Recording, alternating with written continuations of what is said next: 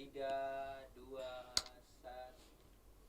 Halo Sobat Batimura, kembali lagi bareng aku Ita Wakano di program Kampus Beta.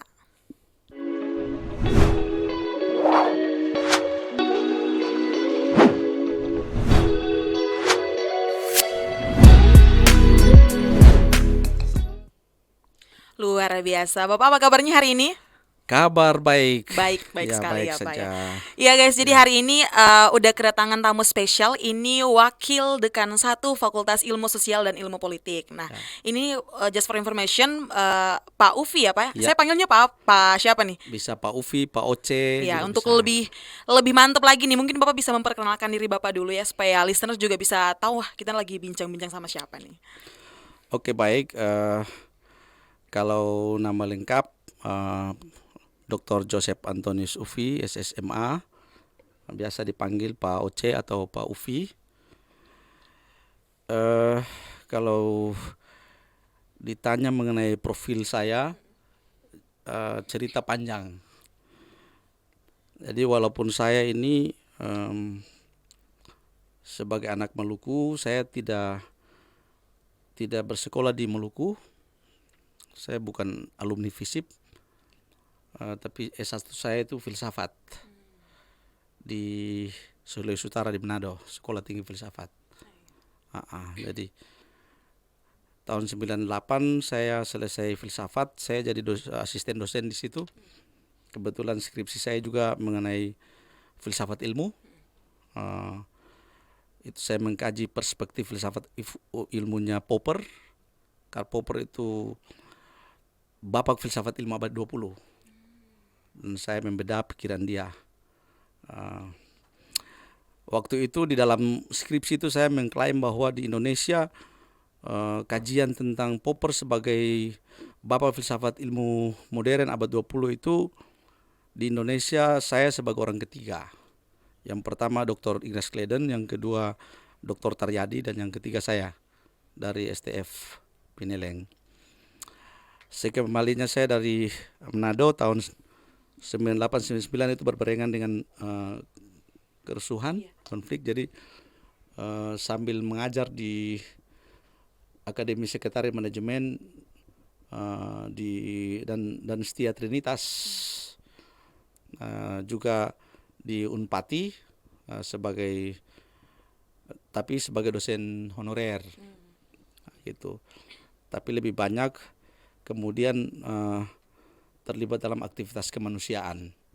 Jadi waktu itu sepanjang tahun 99, 2000, 2001 itu saya join lembaga-lembaga internasional yang menjalankan misi kemanusiaan di Kota Ambon, di antaranya ACF, MSF dan seterusnya. Dan saya sempat mendirikan pada saat itu salah satu organisasi relawan kemanusiaan yang namanya TIRAM, Tim Relawan Kemanusiaan Maluku. Itu saya bangun bersama beberapa kolega dan kita menjalankan misi kemanusiaan. Kita galang bantuan kemanusiaan dari Jakarta dari berbagai lembaga untuk membantu bukan hanya di Kota Ambon tapi juga ke Masohi dan segala tempat. Terus di sela-sela kondisi kerusuhan itu saya berpikir untuk harus lanjut S2. Karena itu saya adalah angkatan kedua dari penerima beasiswa student scholarship dari pemerintah Belanda untuk Indonesia. Anak-anak Indonesia itu nasional gitu. Jadi kita sebagai angkatan kedua tahun 2002 itu dari Maluku kita berdua, saya sama Pak Asli Junaidi Lestaluhu dari anak Tulehu juga gitu. Dia sekarang jadi konsultan di agensi pariwisata, pemberdayaan masyarakat dan seterusnya. Sedangkan kebetulan saya mengambil S2 di Maastricht University di Netherlands, dan program S2 saya sebenarnya itu dikelola di bawah Asosiasi Inter-University Eropa. Jadi ada kurang lebih 20 hampir 35 25 universitas seluruh Eropa yang mengelola program itu. Di mana tahun pertama itu kita host di satu program studi di satu negara, dan tahun terakhir untuk tesis itu bisa ngambil konsentrasi bidang kajian di salah satu universitas Eropa itu. Gitu. Tapi karena waktu itu saya ngambil dengan beasiswa Stunet, dan aturannya itu kita harus stay dan studi di Nederland. Karena itu saya sampai selesainya di Belanda. Dan saya bersyukur sekali bahwa saya pernah bertemu dengan dua profesor yang sangat kesohor di dunia, yaitu yang pertama Profesor Dr. Luc de la Rive-Box. Beliau adalah Profesor Kerjasama Internasional di Maastricht University waktu itu, dan beliau adalah Presiden dari Asosiasi Inter-University Eropa untuk Kajian Iptek dan Masyarakat, dan beliau juga yang menandatangani ijazah saya bersama Rektor Maastricht University. Dan saya bangga dengan beliau, bertemu dengan beliau. Juga dengan Profesor W.B. Baker, beliau adalah pencetus teori Scott, Social Construction of Technology. Dan itu kalau secara teoretik atau secara akademik itu dia merupakan bagian dari kajian hubungan saling ketergantungan antara iptek dan masyarakat. Itu sosiologi kontemporer. Tapi dimensi kebijakan atau dimensi praktisnya itu konsentrasi itu bridging the technology divide. Bagaimana kita menjembatani gap iptek antara negara maju dan berkembang melalui development cooperation. Dan dengan menggunakan skema development cooperation, maka seluruh international agency itu semuanya adalah stakeholder kita. Jadi, dan saya juga bangga waktu itu di program S2 saya itu di seluruh program studi di seluruh universitas di Belanda. Itu angkatan saya dinobatkan sebagai angkatan yang mahasiswanya paling internasional. Artinya kami 35 orang dari 30 negara. Dan itu sangat internasional, begitu. Dan, lalu saya studi itu juga, saya punya visi tentang bagaimana kita membangun daerah kepulauan. Dan itu saya wujudkan di dalam,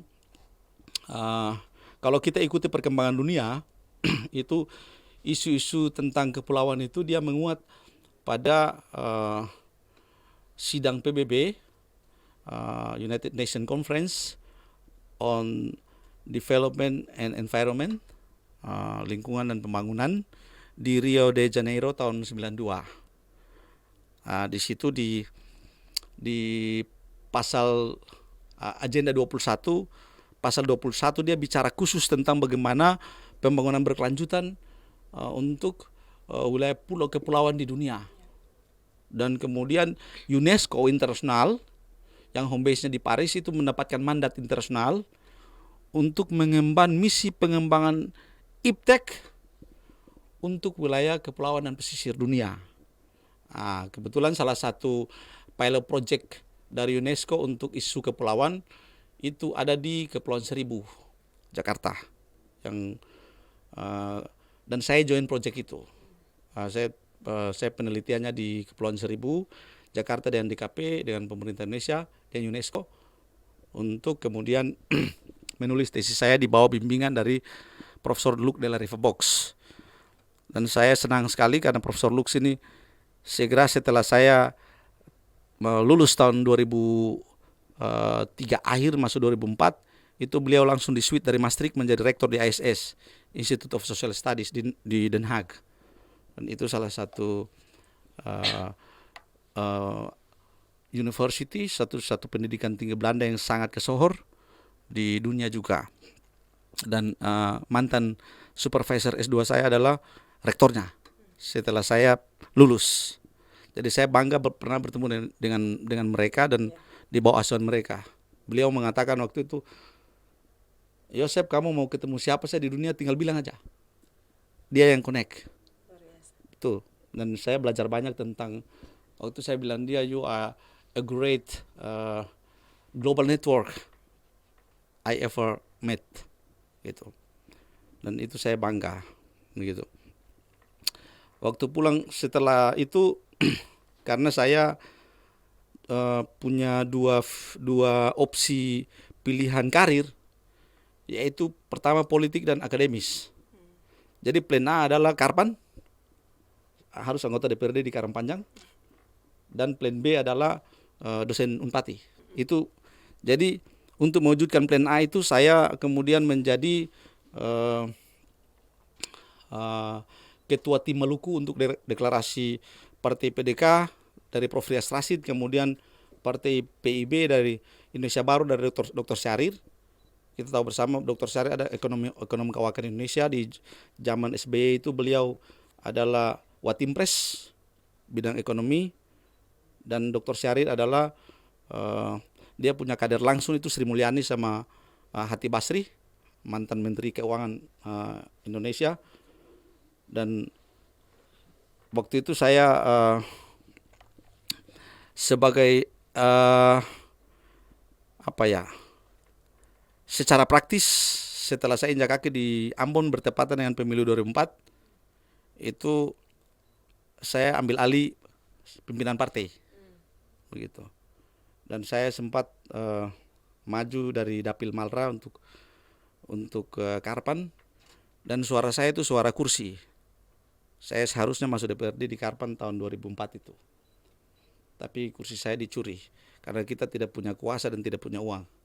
Begitu. Jadi sudah tidak apa-apa. Tapi kemudian mau tak mau saya masuk di Unpati. Tapi itu pengalaman politik dan pengalaman sebagai legislatif. Tapi di dunia NGO saya juga banyak join. Saya membentuk beberapa, dan bahkan sampai hari ini menjadi konsultan untuk beberapa LSM atau NGO di Maluku.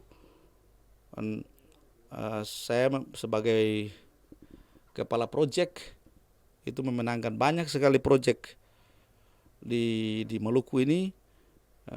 Salah satunya misalnya tahun 2005 itu dalam rangka Maluku Recovery, itu salah satu pilot project dari untuk pemulihan Maluku itu adalah Local Development Plan Participatory, perencanaan pembangunan daerah partisipatif di Provinsi Maluku yang didanai oleh UNDP. Itu dananya sekitar 2M lebih. Itu saya kawal sampai tereksekusi untuk Unpati, begitu. Dan kemudian saya di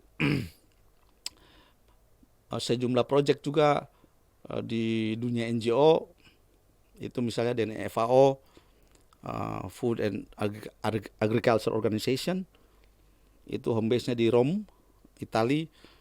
Itu sebagai kepala proyek saya memenangkan proyek juga, sekian ratus juta juga masuk di Maluku di K. Kemudian dengan proyek dan di FID Inggris juga dengan sejumlah NGO. Kemudian di Kota Ambon sendiri misalnya dengan Institut Tifa Damai Maluku, itu saya jadi konsultan sejak awal ya, kita bersama sampai sekarang selalu masih dengan mereka.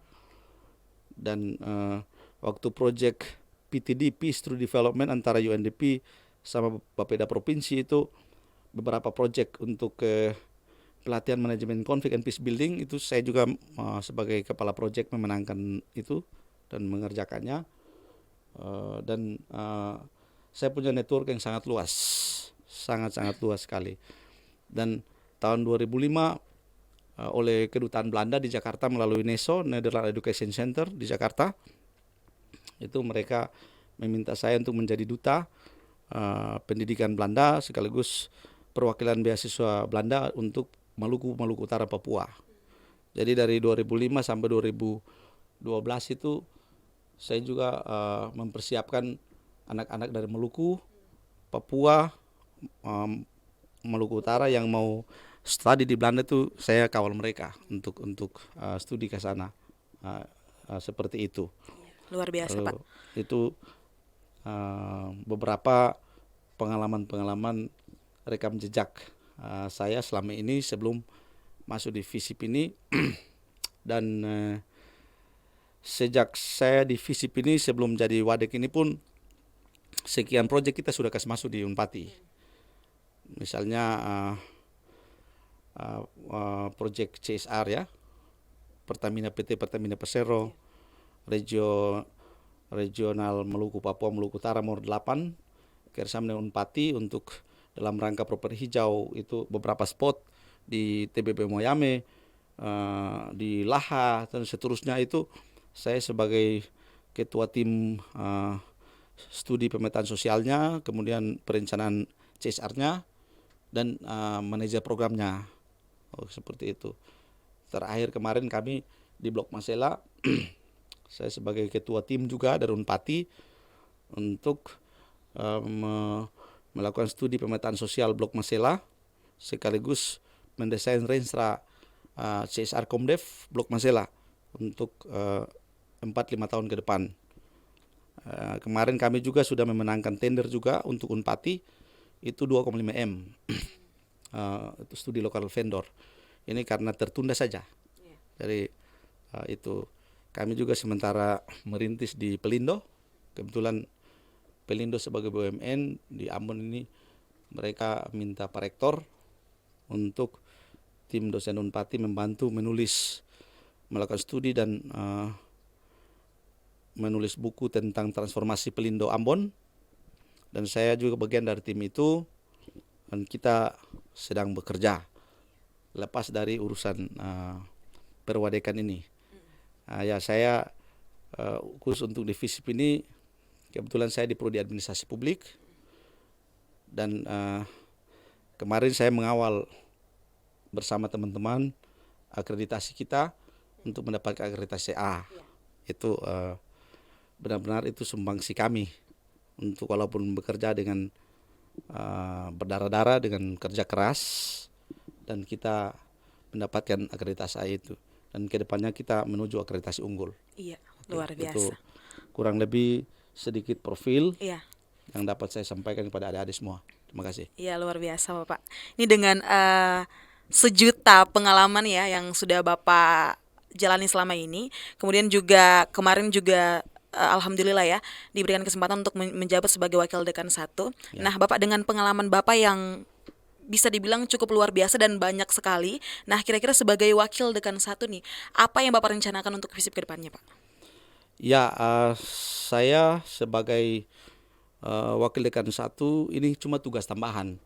Seperti saya bicarakan sebelumnya, saya menghayati jati diri saya sebagai akademisi, sebagai dosen, sebagai peneliti, sebagai konsultan, penyedia jasa intelektual dan seterusnya. Sehingga ketika saya jadi CPNS saya langsung tulis buku. Nanti cek aja siapa dosen Unpati yang CPNS tulis buku, saya nulis buku. Begitu. Dan beberapa buku saya sudah tulis, entah tulis sendiri maupun bersama dengan teman-teman, termasuk salah satunya dengan Pak Prof. Fatoli ya, kami semua menulis buku sama-sama itu. Dan saya berkomitmen untuk menggunakan talenta yang Tuhan berikan kepada kita saat ini untuk membantu mengembangkan dan memajukan FISIP ini. Dalam jangka pendek memang ada beberapa agenda mendesak yang perlu kita orang kawal. Yang pertama itu implementasi MBKM. Jadi Kampus Merdeka dan Merdeka Belajar ini yang dari Pak Nadiem Menteri itu kemarin kebetulan saya juga sebagai desainer kurikulum MBKM. Kemudian saya juga di fakultas sebagai ketua tim untuk menyusun panduan, mekanisme dan syarat MBKM di FISIP itu saya ketua timnya dan itu sudah dilakukan tahun lalu. Dan MBKM ini di-launching secara resmi oleh pimpinan Unpati itu hari itu pada 2000 tahun ajaran 2000 tahun akademik 2021-2022.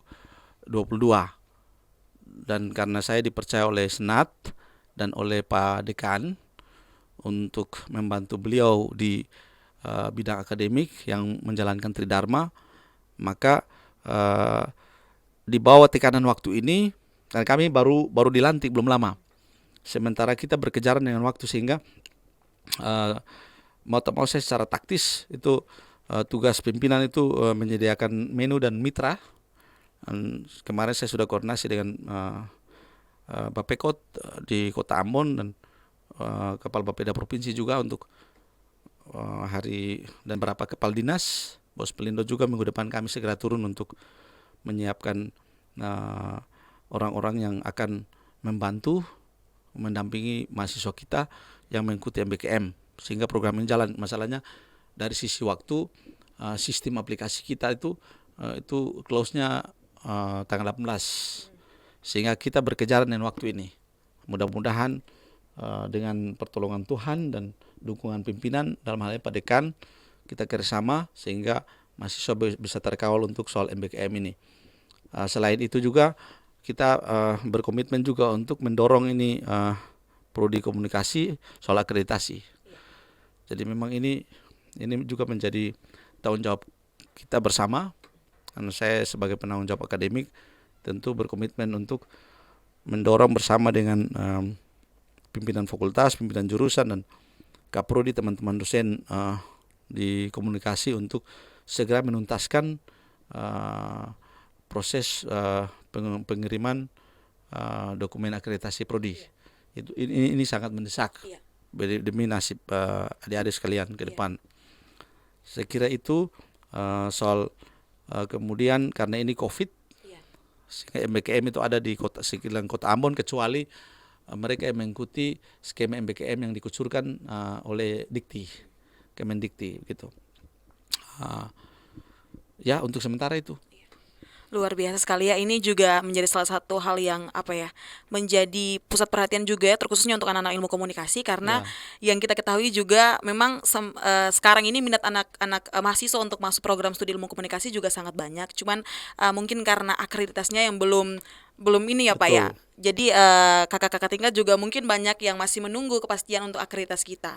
Nah, tapi luar biasa banget, kita doakan saja semoga secepatnya Pak ya, pertanyaan-pertanyaan dari para mahasiswa dan calon mahasiswa baru juga bisa terjawab seperti itu Pak. Ya, bahkan saya tambahkan untuk komunikasi itu saya sudah komunikasi juga dengan pihak Gramedia Kompas untuk ke depan, dan kebetulan ada Universitas Informatika Nusantara, kemudian Politeknik Informatika Multimedia Nusantara, dan dari Gramedia Kompas, mereka saya komunikasi dengan pendirinya dan mereka siap untuk menerima mahasiswa dari magang dari Unpati atau pertukaran, sehingga ke depan mau jadi presenter di TV,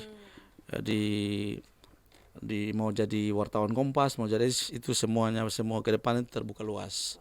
Ke Trans TV atau apapun itu kita akan upayakan itu bersama. Luar biasa, ini informasi menarik juga untuk anak-anak ilmu komunikasi, karena mungkin kita udah terlambat ya, udah kemarin udah magang karena udah selesai KKN udah magang, tapi info menarik juga untuk adik-adik yang mungkin sekarang baru semester 6 dan yang baru mau masuk juga, ini merupakan peluang yang sangat bagus ya.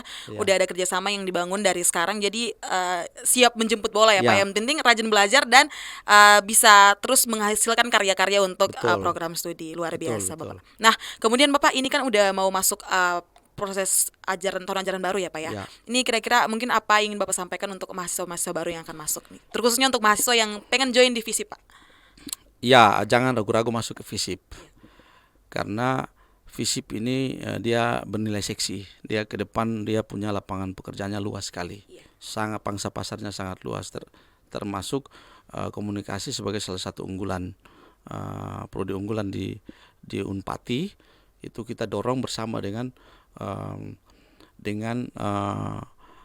prodi-prodi lainnya, tetapi dengan mengusung satu visi bagaimana membuat FISIP ini dia maju, dia bermutu, dan dia berkarakter kepulauan. Jadi bagaimana governansi publik, bagaimana administrasi publik kepulauan, kebijakan publik kepulauan, itu semua diperkuat, sehingga kedepannya kita bisa memberikan sumbangsi kepada bangsa dan negara melalui mempersiapkan anak-anak kita Dan itu salah satu keunggulan komparatif dan kompetitif kita kalau kita mau bersaing dengan universitas lain. Saya kira ini salah satu keunggulan yang perlu kita benahi, kita manage sebaik-baiknya.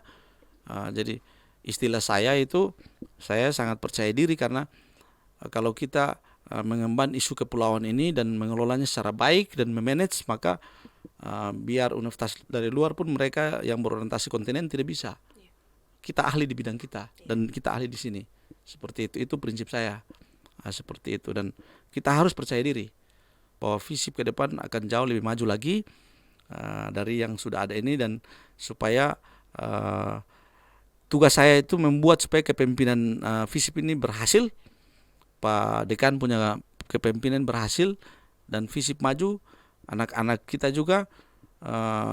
Kadang-kadang saya itu selama ini orang yang tidak mengerti FISIP ini menganggap bahwa FISIP ini seperti dianakterikan atau dalam tanda petik ya, atau dianggap bahwa FISIP ini seperti keranjang sampah dalam tanda petik. Ini image ini perlu kita hilangkan, karena ini hanya soal pilihan minat, bukan soal kompetensi. Kalau kompetensi semua kompeten. Ini jadi tinggal gimana caranya kita menata kelola studi kita. Anak-anak kita juga sebenarnya punya potensi akademiknya ada. Cuma dari sisi attitude yang perlu diperhatikan. Itu kurang disiplin ya. Dan globalisasi iptek ini melalui medsos, melalui HP segala macam ini, dia bisa menjadi berkat tapi juga bisa menjadi kutuk. Begitu. Dan anak-anak muda kita, bahkan mahasiswa itu, jangan menjadikan HP dan segala macam itu sebagai gaya hidup. Itu hanya instrumen, itu hanya alat komunikasi. Bahaya sekali kalau kalian menjadikan itu sebagai gaya hidup, sehingga ketika orang tua kirim uang untuk ini ya, butuh HP ini, lihat lirik sana lirik sini, perlu aksesori ini itu, akhirnya punya kebutuhan utama itu terbengkalai. Fokuslah untuk belajar dan harus sarjana plus, kuasai IT ya, plus itu soft and hard. You harus kuasai IT, skill itu, kemudian nilai plusnya di bahasa, minimal 1 international language kayak bahasa Inggris harus dikuasai. Lalu soft skillnya itu menurut saya salah satu kekurangan ketorang itu soal soft skill ini, soal disiplin, soal tanggung jawab, soal kerja keras, soal mau berkorban ya, jujur dan bisa dipercaya. Ini nilai-nilai karakter, sikap hidup yang perlu dibangun gitu. Karena orang percaya kalau keton jujur gitu, jangan bicara A bikin B, gitu, itu nggak boleh. Gitu, tidak tepat waktu ya, soal disiplin gitu. Saya sudah jatuh asam garam di dalam soal-soal begini. Kita bisa bekerja di bawah tekanan waktu, under pressure gitu. Jadi itu yang bisa saya sharingkan. Semoga bermanfaat untuk adik-adik sekalian ke depannya. Khusus saya juga khusus untuk mahasiswa ini, saya minta nanti para kaprodi dan bersama Wadek 3 tolong identifikasi, klasifikasi kita punya mahasiswa. Kalau mahasiswa yang punya potensi lebih, itu mari kita siapkan mereka dan kita bisa persiapkan untuk mereka bisa mengikuti program pertukaran internasional. Mengapa tidak? Itu kan tidak semua, tapi ada mahasiswa kita yang punya bahasa Inggris mumpuni atau tahu bahasa Inggris, dan mereka punya pengetahuan akademik juga lumayan. Itu yang kita perlu siapkan, satu kelompok anak-anak kita, misalnya 1-2 orang dari komunikasi, 1-2 orang dari pemerintahan, administrasi yang dan sosiologi. Saya coaching dan kita kirim ke Belanda sana atau ke Europe ya, itu atau Australia itu terbuka luas gitu. Begitu pula dosen-dosen ke depannya itu juga perlu dapat pembelajaran di lingkungan luar. Jadi magang barang 2-3 bulan ya, di Europe atau di Belanda atau di Amerika, di Australia, itu semuanya terbuka luas. Kita mulai dari kita punya dosen-dosen yang sudah punya dasar bahasa Inggris, tinggal dipoles, diperkuat dan silakan berangkat. Dulu saya pergi studi di Belanda juga, saya mendapatkan toleransi. Jadi saya tidak perlu, saya waktu dibebaskan dari TOEFL karena alasan saya bahwa Ambon ini kerusuhan. Oh, iya. Dan saya tidak ada waktu untuk ikut kursus TOEFL atau tes TOEFL untuk TOEFL, apalagi TOEFL internasional ya. Iya. Saya tidak punya kesempatan itu. Jadi silakan Anda menilai komunikasi kita via email ya. Kalau nilai bahwa korespondensi dengan bahasa Inggris itu saya bisa, silakan putuskan. Iya. Karena saya tidak punya TOEFL hari ini. Iya. Dan mereka bilang, ya, you bisa. Mereka bikin surat keterangan bahwa untuk Pak Ufi nanti bahasa Inggris oke, nanti gitu. Saya juga waktu itu saya berakal juga dalam tanda petik ya untuk hal positif. Saya bilang bahwa beasiswa di Indonesia ini sangat kompetitif dan kita dari timur ini kadang-kadang terabaikan. Sehingga saya minta satu international rekomendasi internasional. Dan ternyata 3 hari saja dari Maastricht University para profesor mengirimkan rekomendasi internasional untuk saya ke kedutaan Belanda di Jakarta, ke NEC, ke segala macam ini, bahwa mereka merekomendasikan saya untuk mendapatkan beasiswa karena mereka yakin saya mampu untuk menyelesaikan S2 dengan tuntas. Tapi karena dari keluarga kurang mampu, jadi perlu disupport. Mereka minta 1 kuota beasiswa untuk saya. Dan waktu itu pihak NESO kaget juga. Mereka kaget karena kok orang ini belum dikenal. Kok mereka berani kasih rekomendasi gitu kan. Iya. Jadi pas waktu Monique Swesman, Ibu Mrs. Monique Swesman, beliau adalah manajer program NESO. Dia kontak saya, Yosep, apakah benar Anda mendapatkan international recommendation? Saya bilang, ya benar, karena saya dapat tembusannya juga. Bisa bawa tembusan ke sini? Ya bisa, gitu. Saya ketemu, saya bilang oke, saya butuh 1 tiket ke Belanda ya, keep 1 tiket untuk saya. Oh iya, seperti itu. Jadi itu juga bagaimana kita punya kemampuan melakukan negosiasi, membaca peluang. Dan semuanya harus, jadi itu soft skill yang tidak ada ilmunya. Itu ilmu hidup yang kita perlu selalu terus kita update. Kita bekali pada diri kita. Saya kira seperti itu. Ya, luar biasa sekali teman-teman, perbincangan yang sangat menarik juga ya. Ya. Tadi yang sempat Bapak bahas juga tentang beasiswa ya, karena yang kita tahu juga mahasiswa-mahasiswa FISIP ini unggul dengan di bidang cara komunikasinya Pak ya. Jadi tidak menutup kemungkinan kalau memang ada mahasiswa yang mempunyai skill di bidang itu ya bisa dikirim ke luar negeri ya. Karena seperti yang tadi Pak Ufi sampaikan juga, Bapak sudah sudah makan garam ya dengan hal-hal seperti ini, dan juga banyak menimba ilmu di luar negeri seperti itu. Nah, lalu beberapa tahun lalu kan mahasiswa FISIP ada 1-2 orang kita bekali juga, mereka ada yang ke Jepang, ada yang ke Amerika, kan ada seperti itu. Luar Ini biasa. juga minggu depan nanti saya sama Pak Dekan kita akan virtual dengan Kementerian Luar Negeri dan akan membahas beberapa agenda kerjasama. Mudah-mudahan kita dorong supaya ada peluang di mana mahasiswa kita juga bisa magang di Kemenlu dan sedapat mungkin bisa diterima sebagai calon caraka muda calon diplomat di Kemenlu ke depan. Itu yang kita harapkan dan kita dorong. Begitu. Itu yang saya maksudkan. Iya, luar biasa Pak Ufi, terima kasih untuk waktu hari ini, perbincangan yang sangat luar biasa. Sebelum tutup nih Pak, mungkin ada pesan dan kesan yang ingin disampaikan Pak, disilakan. Ya, pesan saya teruslah belajar. Ya, terus belajar dan belajar. Begitu. Non sekolah sed vita discumus. Kita belajar bukan untuk dapat kertas, dapat ijazah, tapi untuk hidup, bekal hidup. Begitu. Tidak boleh berhenti belajar. Begitu. Saya kira itu dari saya. Iya, Cukup luar sekian, biasa. gitu. Iya, Pak, terima kasih untuk waktunya hari ini, pengalaman dan yang sangat luar biasa ya, inspirasi juga untuk anak-anak yang mendengar atau menonton video ini, terkhususnya untuk anak-anak FISIP nih. Ini menjadi salah satu hal yang sangat menginspirasi kita juga. Terima kasih untuk waktunya Pak, sudah sama. bagi-bagi pengalaman juga untuk hari ini. Nah, untuk teman-teman Sobat Patimura, sebelum kita tutup nih, jangan lupa untuk subscribe YouTube channel kita di Radio Suara Patimura. Jangan lupa like, komen, dan share. Dan jangan lupa juga untuk follow akun Instagram kita di Radio Suara Patimura. Dan like Facebook kita di Radio Suara Patimura. Terima kasih Pak. Terima kasih. Salam sehat Sama-sama, semuanya. sehat. Sampai ketemu.